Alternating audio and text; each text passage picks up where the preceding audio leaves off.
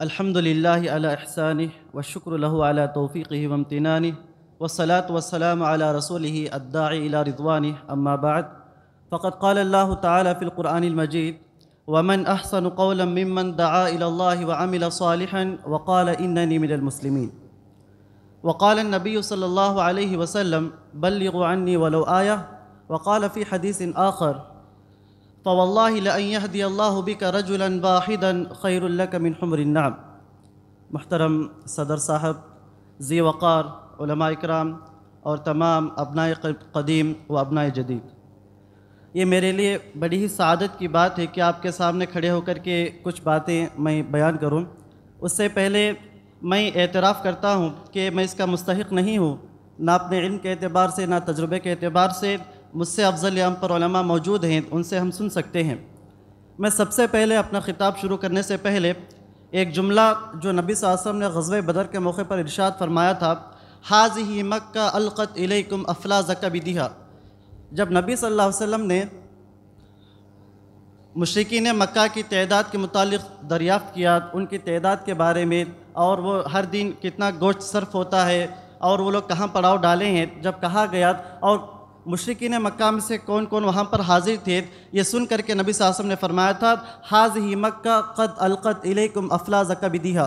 تو اسی طریقے سے یہاں پر الحمدللہ حاذہ الجامعہ قد القت الیکم افلاذک بدھا، آج ہمارے مابین جامعہ کے بے شمار ابنائے قدیم موجود ہیں جن کی خدمات، دعوتی خدمات، تدریسی خدمات، اسی طریقے سے معاشرتی خدمات اور بے شمار خدمات موجود ہیں۔ اللہ رب العالمین ان کی خدمات کو قبول فرمائے اور مزید دعوتی کام میں آگے بڑھنے کی توفیق عطا فرمائے۔ اور اسی کے ساتھ ہمارے استاذ شیخ عبدالباسط جامعی حفظہ اللہ کی ایک بات مجھے یاد آتی ہے ہمیشہ۔ شیخ کہا کرتے تھے الجامعہ تعلو بابنائہا، کہ جامعہ ہمیشہ اپنے ابناء سے، اپنے فارغین سے بلند ہوتا ہے۔ تو الحمدللہ آج ہم نے جتنے یہاں پر فارغین کا تعارف ہم نے سنا تو الحمدللہ خوشی ہوتی ہے کہ ہمارے ابناء اپنے اپنے مقام پر، اپنے اپنے شہروں میں، اپنے اپنے قریے میں وہ دعوتی کام انجام دے رہے ہیں، تدریسی کام انجام دے رہے ہیں، اسی طریقے سے بہت ساری دینی تنظیموں سے جڑے ہوئے ہیں۔ فللہ الحمد والمنۃ علی ذلک۔ میرا جو عنوان ہے دعوت اللہ میں سوشل میڈیا کا کردار، یا بالفاظ دیگر ہم سوشل میڈیا کو ہم دعوت اللہ میں کیسے ہم استعمال کر سکتے ہیں۔ آج کے اس دور میں ہر آدمی تقریباً سوشل میڈیا کا استعمال کرتا ہے، تقریباً اکثر لوگ سوشل میڈیا کا استعمال کرتے ہیں، چاہے یوٹیوب ہو، فیس بک ہو، ٹویٹر ہو، انسٹاگرام ہو، تقریباً ہر طرح کے لوگ سوشل میڈیا کا استعمال کرتے ہیں۔ آج اگر ہم جائزہ لیں، دشمنان اسلام انہی سوشل میڈیا کے ذریعے سے وہ بہت زیادہ شر پھیلا رہے ہیں، ہمارے عقائد کو بگاڑ رہے ہیں، اور اس کے ساتھ ساتھ شہوات اور شبہات کے فتنے پھیلا رہے ہیں۔ اور خصوصاً ان دشمنان اسلام کا جو ہدف ہے وہ مسلم نوجوان ہیں۔ وہ مسلم نوجوانوں کو یا تو شبہات کے ذریعے سے بہکانا چاہتے ہیں، گمراہ کرنا چاہتے ہیں، یا شہوات کے ذریعے سے۔ آج اگر ہم کوئی بھی ویب سائٹ کھولتے ہیں یا کوئی سوشل میڈیم ہم کھولتے ہیں تو اس کے اندر ایسے ایڈز آتے ہیں جس کے ذریعے سے یا تو شہوانی فتنے ہمارے سامنے نظر آتے ہیں یا تو شبہات کے فتنے۔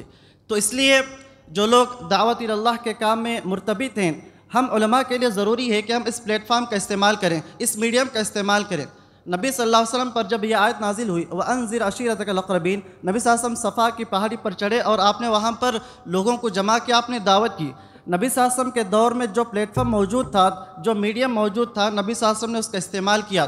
آج اگر ہم سوشل میڈیا کا استعمال کرتے ہیں تو اس کے بے شمار فوائد ہیں، ہم اپنی بات کو لاکھوں کروڑوں انسانوں تک ہم پہنچا سکتے ہیں۔ اسی طریقے سے جو مواد ان سوشل میڈیا کے ذریعے سے پہنچایا جاتا ہے اس مواد کو محفوظ کیا جاتا ہے، سالہ سال تک اس مواد سے استعمال کیا جاتا ہے، چاہے کتابی شکل میں ہو یا آڈیو کی شکل میں ہو یا ویڈیو کی شکل میں ہو، کسی نہ کسی شکل میں جو مواد ہم یا جو ہم دعوتی چیزیں ان وسائل کے ذریعے سے استعمال کرتے ہیں یہ کئی سالوں تک محفوظ ہوتے ہیں۔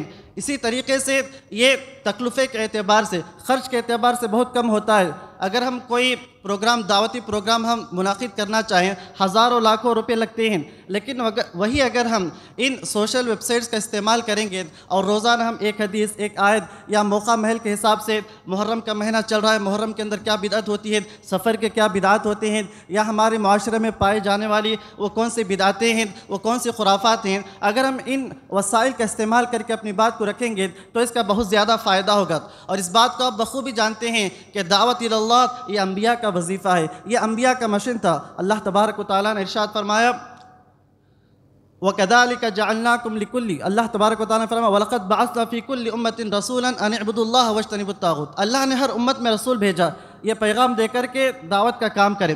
تو دعوت اللہ یہ انبیاء کا وظیفہ ہے، یہ انبیاء کا مشین ہے۔ اسی طریقے سے دعوت اللہ کو سب سے بہترین بات کہی گئی ہے۔ اللہ تعالیٰ نے فرمایا وَمَنْ أَحْسَنُ قَوْلًا مِّمَّنْ دَعَا إِلَى اللَّهِ وَعَمِلَ صَالِحًا وَقَالَ إِنَّنِي مِنَ الْمُسْلِمِينَ، اس شخص سے بہتر کس کی بات ہو سکتی ہے جو اللہ کی جانب بلائے اور نیک عمل کرے اور کہے کہ میں مسلمانوں میں سے ہوں۔ اس آیت کی تفسیر میں مفسرین کہتے ہیں اس آیت کے اندر استفہام تقریری بمعنی النفی، ای لا احد احسن قولا ممن دعا الى اللہ ممن دعا الى توحید اللہ وطاعته ولا احد احسن کلاما وطریقة وحالة ممن دعا الى اللہ بتعلیم العلم النافع وترغیب الناس بمکارم الاخلاق۔ اسی طریقے سے دعوت اللہ یہ اللہ تبارک و تعالیٰ کا امتثال ہے۔ اللہ نے ہمیں جو حکم دیا ہے، اللہ نے کہا ادعو الی سبیل ربک بالحکمت والموعظۃ الحسنہ وجادلہم باللتی ہی احسن۔ اگر یہاں پر ہم غور کریں، یہاں پر 4 چیزیں ہیں دعوت اللہ کے میدان میں۔ ایک ہے داعی جو دعوت دینے والا ہے، اور ایک ہے مدعو جسے دعوت دی جاتی ہے، اور تیسری چیز ہے وسائل و اسباب، اور چوتھی چیز ہے موضوع الدعوہ، کس چیز کی جانب ہم دعوت دیں۔ پہلی چیز داعی، اللہ کے جانب جو دعوت دینے والا جو داعی ہے، سب سے پہلے اس کے اندر یہ شرط ہے کہ اخلاص پایا جائے، اخلاص کے ساتھ وہ اس فریضے کو انجام دے۔ یقیناً دعوت اللہ ایک اہم فریضہ ہے، ایک اہم شعیرہ ہے، اور دعوت اللہ کے ذریعے سے اس امت کی فلاح مرتبط ہے، اور اسی دعوت اللہ کے ذریعے سے اللہ رب العالمین نے اس امت کو خیر امت کہا ہے۔ اللہ نے فرمایا تھا کنتم خیر امت اخرجت للناس تأمرون بالمعروف وتنہون عن المنکر، اس امت کو اللہ نے خیر امت اسی امر بالمعروف اور دعوت اللہ کی وجہ سے اللہ نے قرار دیا، اور یہی دعوت اللہ فلاح کا ذریعہ ہے۔ اللہ نے فرمایا وَلْتَكُن مِّنكُمْ أُمَّةٌ يَدْعُونَ إِلَى الْخَيْرِ وَيَأْمُرُونَ بِالْمَعْرُوفِ وَيَنْهَوْنَ عَنِ الْمُنكَرِ وَأُولَٰئِكَ هُمُ الْمُفْلِحُونَ، جو لوگ دعوت اللہ کا کام کرتے ہیں اس کے ذریعے سے کامیابی ہم حاصل کر سکتے ہیں۔ تو پہلی چیز داعی، جو دعوت اللہ کے 4 ارکان ہیں۔ پہلا رکن داعی اللہ، ایک داعی کو کیسے ہونا چاہیے؟ وہ مخلص ہو، اس کے اندر رفق ہو، نرمی ہو، مدعوین کے تعلق سے سختی نہ ہو، نرمی کے ساتھ وہ دعوت دے۔ ایک حدیث میں نبی صلی اللہ علیہ وسلم نے ارشاد فرمایا ما تواضع احد للہ الا رفعہ اللہ، جو شخص تواضع اختیار کرتا ہے، عاجزی و انکساری اختیار کرتا ہے، اللہ رب العالمین اس کے مقام اور مرتبے کو بلند فرماتے ہیں۔ اسی طریقے سے ایک داعی کے لیے ضروری ہے کہ وہ وقت کا صحیح استعمال کرے۔ اسی طریقے سے داعی کے لیے ضروری ہے کہ وہ بصیرت کے ساتھ دعوت دے، علم و حکمت کے ساتھ دعوت دے، جیسے کہ فرمان الہی ہے قُلْ هَٰذِهِ سَبِيلِي أَدْعُو إِلَى اللَّهِ عَلَىٰ بَصِيرَةٍ أَنَا وَمَنِ اتَّبَعَنِي، کہ کہہ دیجئے میرا راستہ ہے، میں اللہ تعالیٰ کی جانب بلاتا ہوں بصیرت کے ساتھ، علم و حکمت کے ساتھ، ہماری دعوت بغیر علم و حکمت کے نہ ہو۔ اسی طریقے سے ایک داعی کے لیے ضروری ہے کہ وہ قدوہ حسنہ ہو، جس چیز کی جانب وہ دعوت دے رہا ہو سب سے پہلے وہ اس پر عمل کرے۔ ایک داعی اپنے عمل کے ذریعے سے دعوت دے، جیسے بعض انبیاء کے بارے میں فرمایا گیا وَمَا أُرِيدُ أَنْ أُخَالِفَكُمْ إِلَىٰ مَا أَنْهَاكُمْ عَنْهُ، انبیاء نے کہا کہ ہم جس چیز کی جانب دعوت دیتے ہیں ہم اس کی مخالفت نہیں کرنا چاہتے ہیں۔ انبیاء سب سے پہلے عمل کرتے تھے، پھر اس کی جانب دعوت دیتے تھے۔ تو ایک داعی کے لیے قدوہ حسنہ ہونا ضروری ہے، وہ اپنے کیریکٹر کے ذریعے سے دعوت دے، اس کا اثر بہت زیادہ ہوتا ہے۔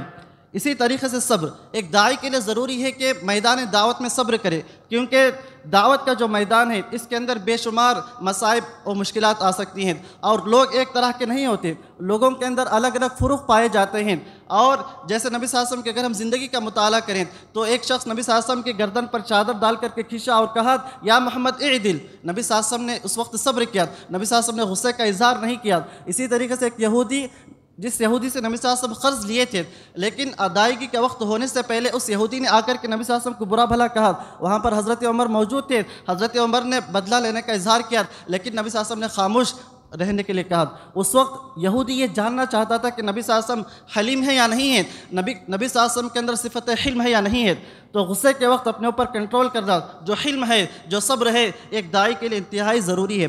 اسی طریقے سے موضوع الدعوہ، ایک داعی کس چیز کے جانب بلائیں؟ سب سے پہلے عقیدے کی جانب بلائیں، سب سے پہلے توحید کی جانب بلائیں، شرک سے روکیں۔ نبی صلی اللہ علیہ وسلم نے جب حضرت معاذ بن جبل کے یمن بھیجا تو کیا کہا؟ یا معاذ انک تأتی قوما من اہل الکتاب فلیکن اول ما تدعوہم الیہ شہادت اللہ الہ الا اللہ، کہ اے معاذ تم اہل کتاب کی قوم کی جانب جا رہے ہو، سب سے پہلے توحید کی جانب بلانا، تو عقیدے کی جانب بلائیں، پھر عبادات، اخلاق اور معاملات، یہ موضوع الدعوہ ہے۔ اسی طریقے سے وسائل، دعوت اللہ کے بے شمار وسائل ہیں، جیسے اگر ہم قدیم وسائل کا جائزہ لیں، جو پرانے وسائل تھے، جیسے قدیم وسائل میں سے حکمہ ہے، موعظہ حسنہ ہے، جدال باللتی احسن ہے، جیسے اللہ نے فرمایا ادعو الی سبیل ربک بالحکمۃ والموعظۃ الحسنہ وجادلہم باللتی احسن۔ اسی طریقے قصے، اللہ نے فرمایا فَاقْصُصِ الْقَصَصَ لَعَلَّهُمْ يَتَفَكَّرُونَ۔ اسی طریقے سے مثالوں کا استعمال کرنا، اسی طریقے سے ایک داعی اپنے دعوت و تبلیغ کے اندر ترغیب و ترہیب کا استعمال کرنا، اسی طریقے سے خطبہ حسنات، اسی طریقے سے خطابات،